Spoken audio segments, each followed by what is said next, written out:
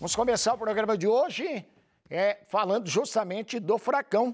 No jogo dos eliminados da Copa do Brasil no meio de semana, o Furacão levou a melhor diante do Bahia.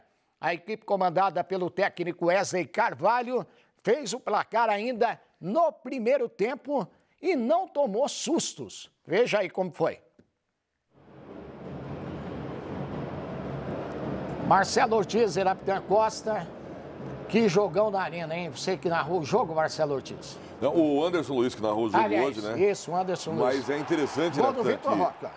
Que, claro, o gol tem todos os méritos, mas é uma jogada de contra-ataque, de transição do Atlético.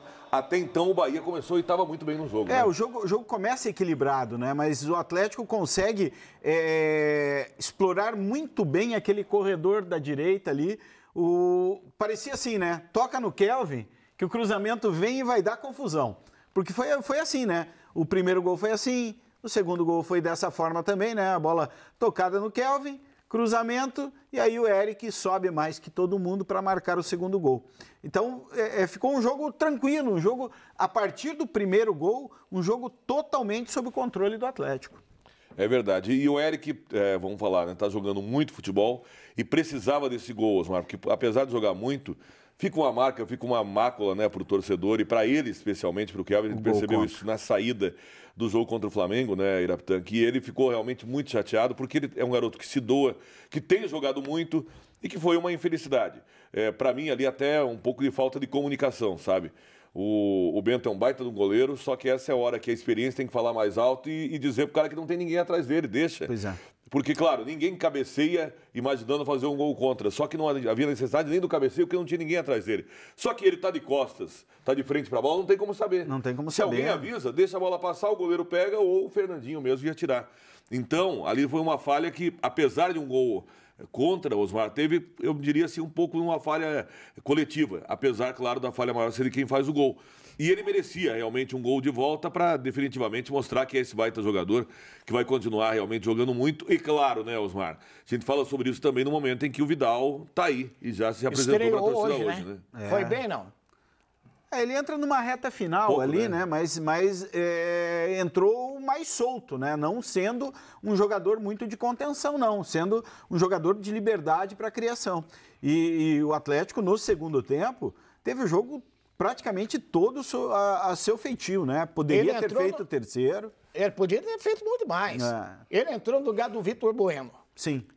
Pode ser esta a posição do Vidal? Do Vidal? Depende muito de como vai ser a postura do Atlético, né? Mas o que eu digo assim, como ele é um jogador já com uma idade um pouquinho mais avançada, e ele vem mostrando, né, que suporta 90 minutos, mas aí resta saber, né, Fernandinho e Vidal, será que fica um time mais envelhecido para determinados momentos? Agora, se ele vier para buscar uma condição de titularidade, aí vai ter que mexer um pouquinho nesse caldo aí para encontrar a melhor formação para a equipe do Atlético. Eu vejo, Irapitã, Osmar, uma dificuldade para o Atlético colocar hoje no mesmo meio-campo, Fernandinho e Vidal, os dois jogadores como marcadores. Para mim, um jogador como o Eric, um jogador como o Christian, sempre vai ter importante pelo menos um deles em campo juntamente com os dois. E aí vem no que o Irapitã falou, Osmar. Vai ter que liberar mais um dos jogadores e o Vidal tem um pouco mais de cacuete para se jogar mais livre, em que pese o Fernandinho começar bem a jogada, pifar muitas vezes os companheiros na cara do gol, mas ele sempre vindo de trás. E uma outra possibilidade, Osmar, que não é impossível, e eu gostaria de colocar na mesa aí para vocês falarem o que vocês imaginam, Irapitã, que é o Fernandinho jogar na posição que ele vinha jogando no Manchester ultimamente. Zagueiro? Que é na zaga. Por quê? Em que pese o Atlético ter muitos zagueiros, vamos falar a verdade, à exceção do Thiago Heleno, os outros são muito instáveis. Aliás, pro jogo... E o Fernandinho daria uma qualidade de saída de bola enorme. E aí sim, jogariam os dois. Dentro disso que você está falando, de repente pode acontecer no próximo jogo. Porque hoje o Thiago Heleno recebeu o terceiro cartão amarelo. O Pedro Henrique está no DM. Exatamente. Né? Pois é. Resta saber se é um pensamento do Atlético. É uma ideia. É uma ideia. Agora, não seria assim, eu vejo, Irapitã, só que hoje não seria mais invenção, que o Fernandinho jogou há algum tempo, vinha jogando assim, inclusive, né? Então, não seria uma grande invenção, não. Agora, ainda mais, nesse caso, na ausência do Thiago Heleno, porque a minha dúvida seria exatamente essa, como você falou, o meio-campo ficaria com dois jogadores aí na casa dos 36, 38, no caso do Vidal, e no sistema defensivo, o Thiago Heleno e o Fernandinho também teriam essa dificuldade, se assim podemos dizer. Agora, por exemplo, se ele resolve, Iraptan, vamos lá, faz um desenho, ele resolve jogar no 3-5-2, o Fernandinho fazendo esse líbero aí, eu acho que aí arrebenta. Pois é. E lembrando já que, por exemplo, tem um jogo de ida da Libertadores. O Thiago Heleno não joga na altitude. Também. Pois é, tem mais essa. São vários aspectos, né, que envolvem o Atlético nesse momento onde vai ter que se buscar uma melhor formatação, né, ou talvez a formatação ideal. O que a gente tem visto é que, pela loucura, né, do calendário de jogo a todo instante, você não tem como ter uma equipe, o 11, né, que vai se repetir constantemente. E aí, nessa situação, eu acho que em determinados momentos vai jogar Fernandinho, em determinados momentos vai jogar o Vidal. O Fernandinho já demonstrou que suporta uma sequência, mas em alguns momentos ele precisa descansar. E aí o Atlético tem hoje o Canóbio como titular, Vitor Roque como titular, e o Vitor Bueno ganhou o seu espaço. Né? Então, o restante aí é que você vai dar uma preenchida. Ainda tem que ocupar a lateral esquerda. Então, tem alguns aspectos que podem ser pesados nessa questão do Atlético. Mas o mais importante é o Atlético ter as opções, né? Tem as opções, vitórias importantes como a de hoje contra o Bahia. E agora, né, sem a Copa do Brasil, buscar novamente seu espaço dentro do campeonato, né? Aquela posição dentro do G6, que é pelo menos o que eu vejo a meta do Atlético. É isso aí, e buscar também a Libertadores, né? Vamos ver o que falou o técnico Wesley Carvalho após a partida. Ganhamos um jogo onde nós tínhamos uma convicção que nós estamos perto do G4. Com essa vitória nós somos, acho que, 4 pontos, se eu não me engano, do segundo colocado. Tá? Então é importantíssimo ter essa vitória aqui. Se ela viesse jogando feio, sem intensidade, com gol de canela, gol contra, também estava valendo. O importante e o que era inegociável nesse jogo é que nossa equipe não tivesse o mesmo nível de intensidade que nós impusemos diante do Flamengo. O resultado, às vezes, a gente não controla, mas as nossas ações dentro do campo para poder buscar o resultado, sim. Então, foi isso que eu tinha pedido a eles, que mantivessem o mesmo desempenho, tanto físico, técnico, foco, concentração, que é muito comum para o ser humano. O atleta vem de 200% contra o jogo contra o Flamengo na Copa do Brasil, que valia a decisão, que dava estádio lotado, que teve caminho de fogo, turno de fogo, motivação 100%, vir para o próximo jogo. E nossa mente às vezes nos engana, nos deixa na zona de conforto, porque o externo não tem como controlar. Então, com certeza, todo mundo criou-se a expectativa que nosso time seria muito melhor que o Bahia. E essa era a minha preocupação diante do adversário que qualificado como é o Bahia. Agradecendo a nossa repórter Monique Vilela, que fez ali a entrevista com o técnico Wesley Carvalho. Aliás, a Monique é aniversariante da semana. Parabéns, Monique Vilela.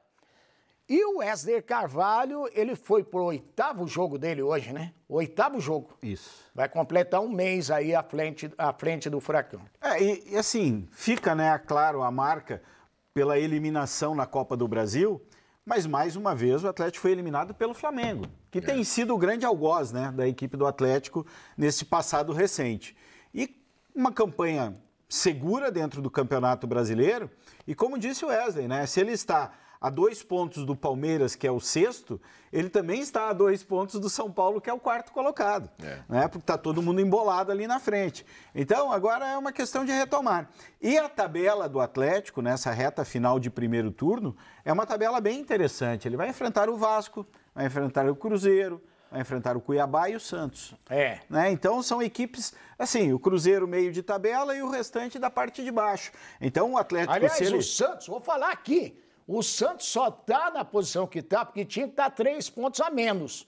Porque foi aquele...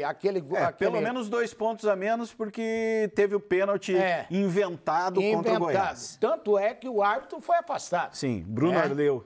Exatamente. Do Rio de Janeiro. E aí, Marcelo? O Iraptan falou muito bem. Eu acho que a tabela do Atlético é bem acessível para o time rubro-negro imaginar que dos 12 pontos que vai disputar, ganhar pelo menos uns 10.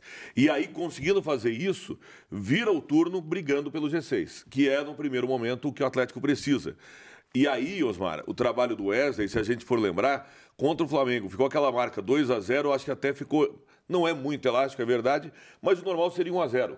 O 2-0 surge por circunstâncias, reta final, Thiago Heleno aquela besteira de imaginar que você tem condições. Aí alguns jogadores disseram assim, não, mas ele vai para separar. Não está escrito em lugar nenhum que qualquer jogador pode agredir o outro dizendo que com pretexto eu vou separar. Então eu vou separar, vou empurrar o outro, vou empurrar. Não quem tem que separar é o árbitro. Exatamente. Não existe. Você não tem essa possibilidade que eu sou, parece assim, o general pode fazer. Não pode. É bobagem dele e bobagem do Gerson, exatamente. Né? Dos dois. E o Gerson entrou, e aliás, diga-se passagem, né, Natan?